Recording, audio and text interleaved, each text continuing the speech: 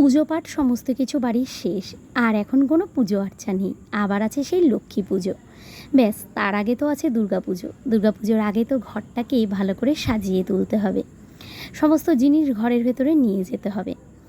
আজকে ডেকেছিলাম খাট পালিশ করতে। দেখলাম সব কিছু করছি, যদি খাটটা একটু পালিশ না করি কেমন যেন একটা অট লাগবে। ধুলো বালি নোংরাতে খাটটা পুরো একদম কালো হয়ে গেছে। আজকে ধরো প্রায় 17 বছর হয়ে গেল খাটটা কিনেছি। 17 বছরে কোনো দিনও পালিশ করা হয়নি, সেই যে কিনেছি একভাবে চলছে। তো খুব একটা টাকা দিয়ে কিন্তু খাটটা পালিশ করাচ্ছি না, আমার খাটটা পালিশ করতে একদম সামান্য টাকা নিচ্ছে। তো ভাবলাম ঠিক আছে, চলো এই সামান্য টাকার মধ্যে খাটটা পালিশ করে নিই। নতুন কিছু কিনতে তো পারলাম না, পুরনো জিনিসগুলোকেই একটু নতুন করে নিই। যেমন ধরো আলমারিগুলো দিয়েছি, এই যে খাটটা পালিশ করব। তো সেই রকমই বিশ্বকর্মা পুজোর পরের দিনই এই ভাইকে আসতে বলেছিলাম। ও আসতো আরও 2 দিন আগে, তবে ওকে আমি ঘুরিয়ে দিয়েছিলাম। বলেছিলাম তুমি 2 দিন বাদে আসবে, কারণ পুজো আর্চা আছে, বাড়ির কাজকর্ম আছে, তুমি 2 দিন বাদে এসো।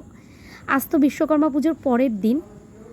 তো ওকে বললাম, সকালবেলা এসছে, বললো বৌদি আজকে কি পালিশ করাবে? তো আমি বললাম ঠিক আছে চলো, এসছো যখন তাহলে চলো, তোমাদের দাদাভাইও আজকে বাড়ি আছে। কারণ বিশ্বকর্মা পুজোর পরের দিনই তো ওরা যন্ত্রপাতি তোলে না, তার পরের দিনকে তোলে। তো সেই কারণে ভাবলাম তোমাদের দাদাভাই আছে যখন কাজটা করতেও সুবিধা হবে, কারণ খাটটা তো ও একা একা বার করতে পারবে না, আর আমি তো ধরতে পারবোই না। দুজনে মিলে দেখো খাটটা বার করে নিয়ে আসলো, খুললো কিন্তু ওই। তবে আমার ঘরের প্রতিবারই খাট ফিটিং করে তোমাদের দাদাভাই খাট না লাগালে আমার যেন শান্তি হয় না। 8,000 টাকা দিয়ে খাটটা কিনেছিলাম।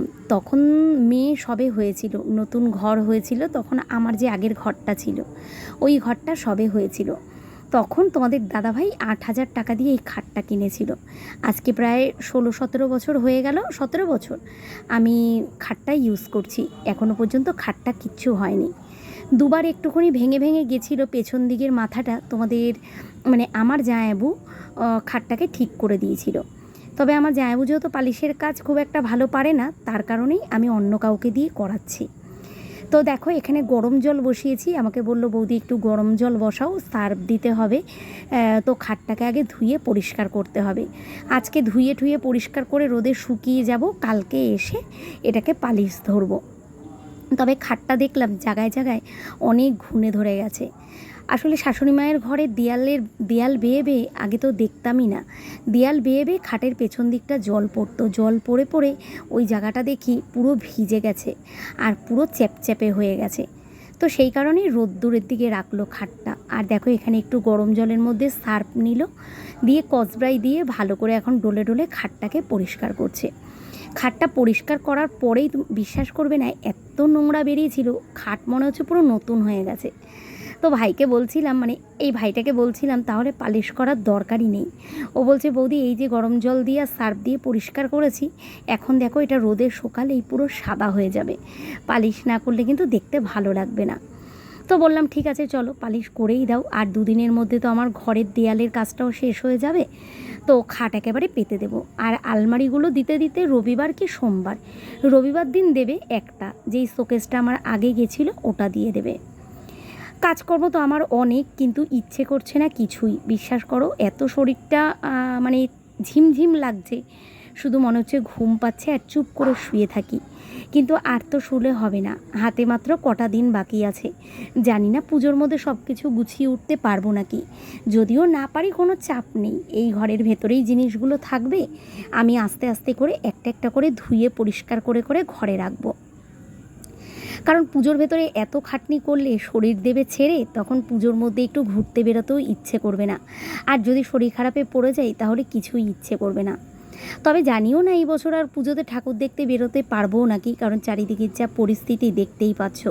সত্যি কথাই প্রতিবারের মতো এইবার কিন্তু অত মন চাইছে না পুজোর আনন্দে মেতে উঠি, তাই না? তো যাই হোক, সেটা পরের বিষয়, পরে দেখা যাবে। তো যাই হোক, দেখো এখানে ও তো খাটটা ধুয়ে পুরো পরিষ্কার করে দিয়েছে। তবে আমি ওই ঘরে গেছিলাম, তো 1 গামলা জল ভরলাম সকালবেলা, খাটটা ধোয়ার জন্য লাগবে। আর আমি ওই ঘরে গেছিলাম ড্রেসিং টেবিলটা খালি করতে। তারপরে মনে পড়লো আরে গামলার মধ্যে তো 1 গামলা জল ভরে এসেছি, ড্রেসিং টেবিলের অত জিনিস রাখবো কোথায়? আগে গামলার জলটা খালি হোক, তারপরে গামলাটা নিয়ে আসবো, নিয়ে এসে ড্রেসিং টেবিলের যা জিনিস আছে একটা জায়গায় ওই গামলার মধ্যে রাখবো। তোমাদের দাদাভাই যেহেতু বাড়িতে, ব্যাস লোক যেই বাড়িতে এসছে, রং কাকাও এসছে, ওদিকে ও এসছে খাটটা ধুতে, চা বসাও করে মাথা খারাপ করে দিচ্ছে। ভাবলাম আগে চাটা করে দিইনি। আজকে রং কাকুও এসছে। আমার ওই সিঁড়ির ঘরের দিকে দরজাটা পালিশ মানে রং করা বাকি, বাথরুমের জানলাটা বাকি, আর ঘরের ভেতরের যে বড় জানলাটা ওটা পেছন সাইডে একটু কাজ বাকি।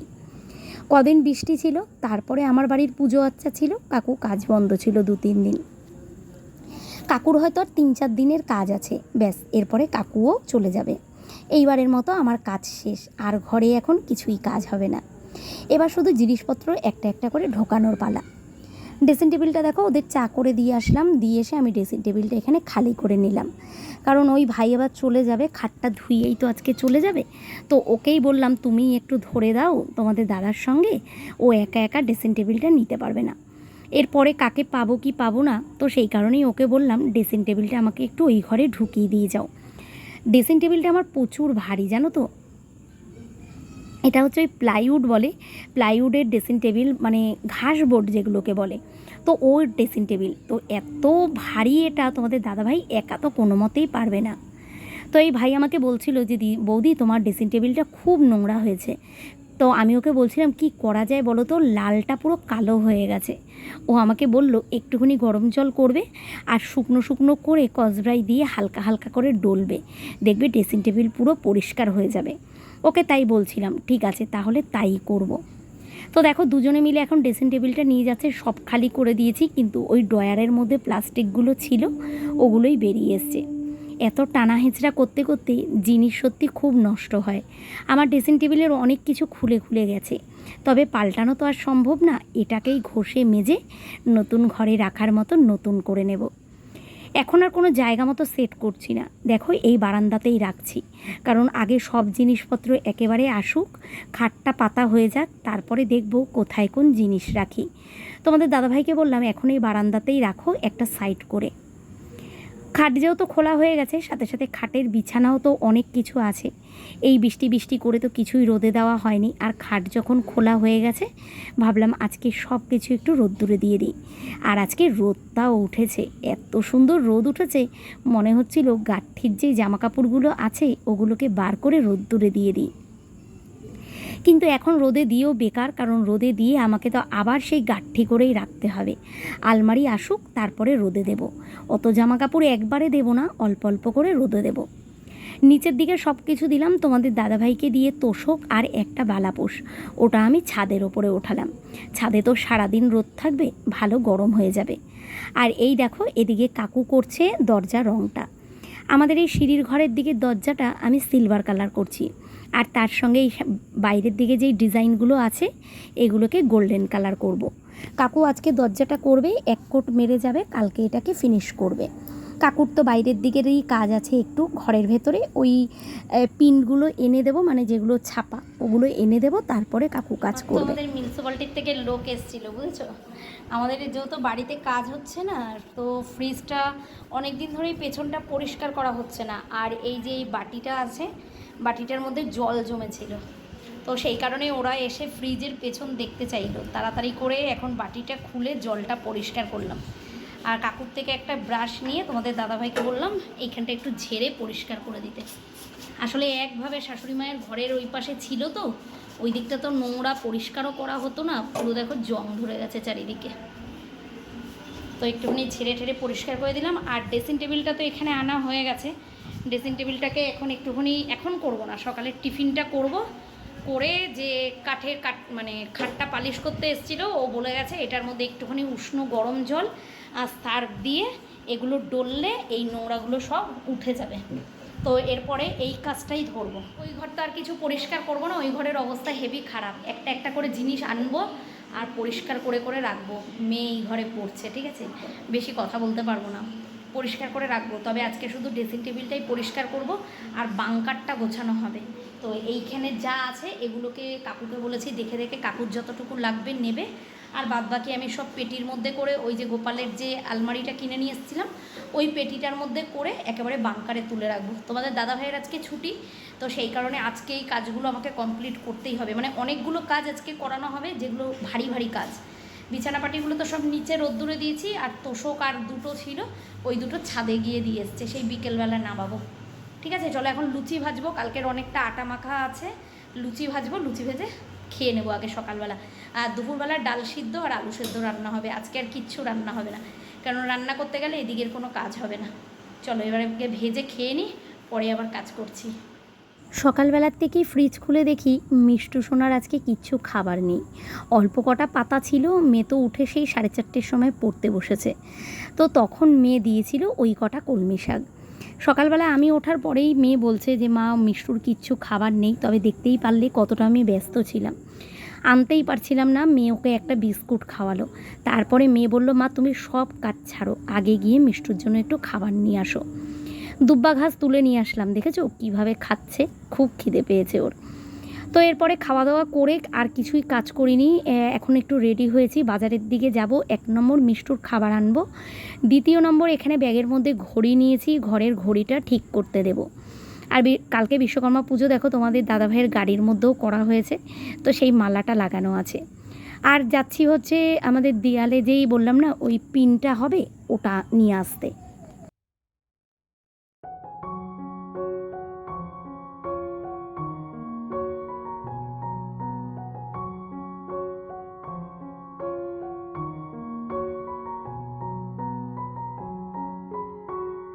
বাজার থেকে চলে এসেছি অনেকক্ষণ, তোমাদের দাদাভাইয়ের সঙ্গে ঝগড়া হচ্ছিল, দুজনেই তক্কাতক্কি হচ্ছিল। আসলে কী বলো তো, বাড়ির থেকে বলে যায় একরকম কথা, আবার দোকানে গিয়ে বলে আরেক রকম কথা, মানে মতের মিল আমাদের কোনো রকমভাবেই হয় না। আর বাড়ির থেকে আমরা সবসময় বেরোনোর সময় একরকম মতের মিল করে যাই, আর রাস্তায় গিয়ে আরেক রকম হয়ে যায়। তো আমি বলেছিলাম এখন আপাতত দেখো সত্যি কথা এতগুলো কাজ করাচ্ছি, স্বাভাবিক বিষয় যে হাতটা একটু টানাটানি থাকবেই।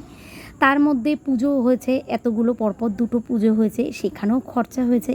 তো আমি বলেছিলাম দেখো এখন আর এতগুলো প্রিন্ট করানোর দরকার নেই, অন্তত যেই বড় ঘরটা ওটার জন্যই আমরা একটা ছাপা কিনে নিয়ে আসি আর রঙটা কিনে নিয়ে আসি, কারণ কাকুকেও আবার টাকা দিতে হবে কাজ করলে, তো এগুলো আবার পরে করাবো। আর তোমাদের দাদাভাইও কিন্তু তখন বাড়ির থেকে বলে গেল ঠিক আছে, ওখানে গিয়ে ক্যাটলগ দেখে 3-4টে পিন মানে ছাপাগুলো পছন্দ করেছে। ব্যাস এবার ক্যাটলগ দেখেছি, পছন্দ করেছি, এবার দোকানে তখন কথা না বললে হয়।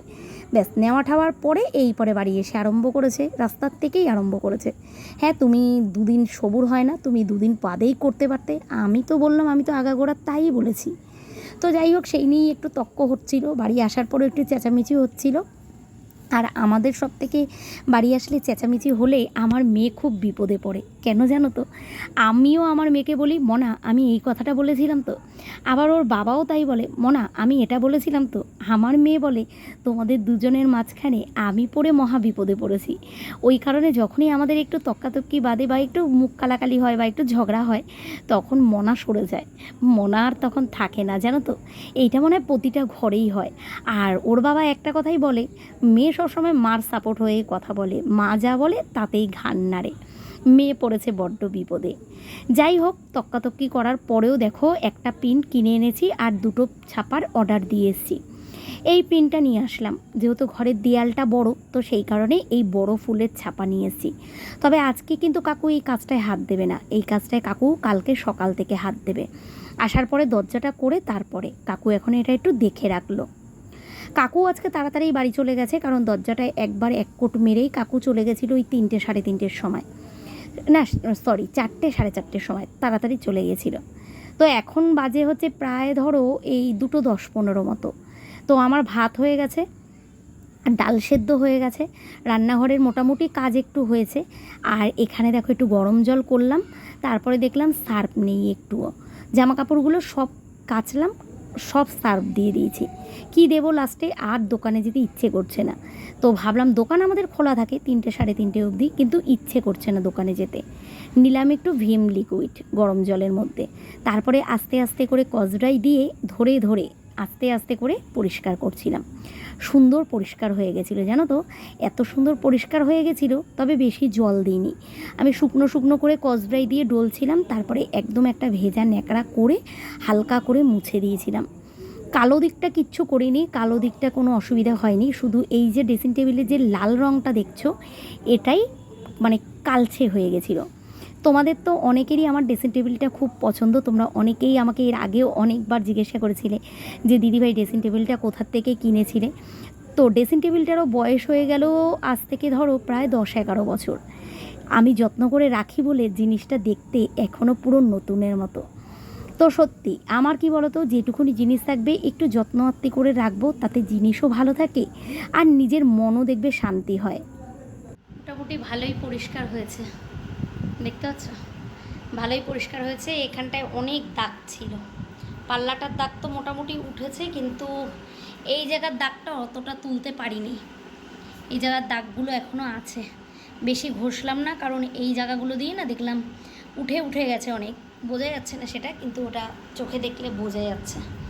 করে দিয়েছি পুরো পরিষ্কার, বেশ ভালো পরিষ্কার হয়েছে। একদম লাল কালারটা দেখেছে, পুরো ফুটে উঠেছে, মানে কালো হয়ে গেছিলো, একদম কালো। জলটা তোমাদের দেখাচ্ছি দাঁড়াও। আর পাল্লার ভেতরগুলো সব মুছে পরিষ্কার করে দিয়েছি। এই যে আমার মেয়ে অন্ধকার করছে, সন্ধে হয়ে গেছে। আমার মেয়ে এই যে লিপস্টিকের দাগগুলো সব লাগিয়েছে, এই যে এগুলো লাগিয়েছে, তো তাই খুব বাজে লাগছে, এগুলো ওঠেনি। আর এগুলো সব পরিষ্কার করে দিয়েছি, কালো যেহেতু বোঝা যাচ্ছে না, তো এই যে পুরো পরিষ্কার করে দিয়েছি। জলটা তোমাদের দেখাচ্ছি দাঁড়াও। এখন কাকু চলে গেছে, এখন শুধু ঘরটা ঝাঁট দেবো, মুছবো। সন্ধ্যাটা পার হলে ঘরটা ঝাঁট দেবো। দেখেছো, এই দেখো জলটা এরকম করে দুবার জল পাল্টেছি, শুধু এই জলটা না, দুবার জল পাল্টেছি। এত নোংরা বেরিয়েছে, এত নোংরা।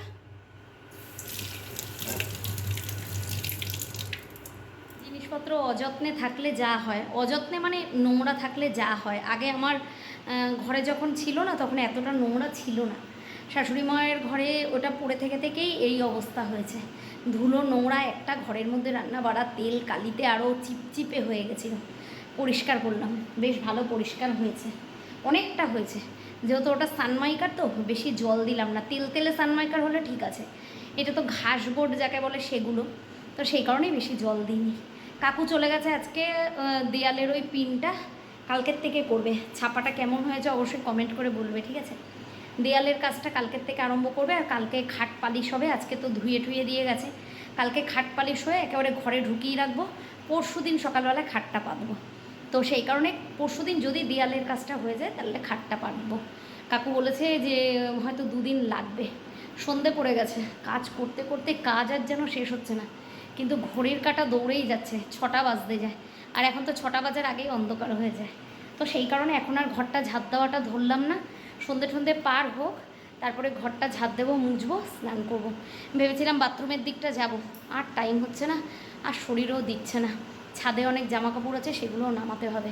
ঠিক আছে, চলো। সন্ধে মেয়ে ঘুমাচ্ছে, ওকে এখন ডাকবো, সন্ধে ধরাবে, তারপরে আবার এই কাজগুলো করব। সত্যি শরীর এতটা ক্লান্ত লাগে না, এই বিকেলের পর থেকে মনে হয় কবে চুপটি করে একটুখানি শুয়ে দিনটা কাটাবো। কাজ দেখলে তো মাথা খারাপ হয়ে যাচ্ছে। ঘর দুয়ার মুছে টুছে স্নান করে এসেছি। তোমাদের দাদাভাই মিষ্টুর জন্য খাবার আনতে গেছিলো। সকালবেলা আমরা কিছু শাক পাইনি, ওই ঝগড়া করতে বাড়ি ঢুকেছি, তো মনে ছিল না। নিয়ে আসলো, আর আমাদের জন্য নিয়ে আসলো দুটো করে ভেজিটেবিল চপ। তো ওটা খেলাম। আর দুপুরবেলা তোমাদের বললাম না ডাল আর আলু সেদ্ধ রান্না করব, কিচ্ছু রান্না করিনি। মাথা গরম ছিল, কিচ্ছু রান্না করিনি, শুধু ভাত করেছি আর আলু সেদ্ধ দিয়েছিলাম। তাও তোমাদের দাদাভাইও খায়নি, আমিও খাইনি, শুধু মেয়ে খেয়েছে। সেই কারণেই সন্ধেবেলায় পেয়ে গেছিলো খিদে, আর খেয়ে নিলাম 2 করে চপ। অনেক দিন ধরেই মনটা ডাকছিল, যে ইচ্ছে করছিল যে একটু মালপোয়া ভেজে খাই। সেই যে বড় ঠাকুরের পুজো যেদিনকে হলো, অর্ধেকটা নারকোল ছিল। নারকোলটা দেখলাম যে নষ্ট হয়ে গেছে না, ভালো আছে, ফ্রিজে ছিল তো শুকিয়ে গেছে। নারকোলটা কুড়িয়ে নিচ্ছি, খুব ইচ্ছে করছে, বললাম না কটা দিন ধরেই ইচ্ছে করছিল, তবে কাজের প্রেশারে হয়ে উঠছে না। তবে আজকে মনে মনে ভেবেইছি, ঠিক আছে চলো। স্নান করে এসছি, কটা বাজে তখন বলো তো, 7:30 পৌনে 8টা। তারপরে মনে মনে ভাবলাম না চলো, আজকে খাবার যখন ইচ্ছে হয়েছে তাহলে খাবই। তো সেই কারণে এখানে মালপোয়া করতে নিয়েছি। নারকেলটা কুড়িয়ে নিলাম, ময়দা নিলাম, আর এখানে আমি সুজিটা আগে থাকতে ভিজিয়ে রেখেছিলাম। সুজিটা হাত দিয়ে ভালো করে একটু চটকে নিলাম, তাহলে সুজিটা একদম নরম হয়ে যাবে। সুজিটা দিয়ে দিলাম। তো একটু দুধ দেওয়ার দরকার ছিল, কিন্তু দুধ আর ছিল না বলে দিইনি, জল দিয়েই ব্যাটারটা গুলে নিয়েছিলাম। তারপরে কটা মৌরিও দিয়েছিলাম, দিয়ে দিলাম নারকোল আর চিনি, ব্যাস। এরপরে এটা দিয়ে একটু সময় ব্যাটারটা গুলিয়ে রেখে দেব।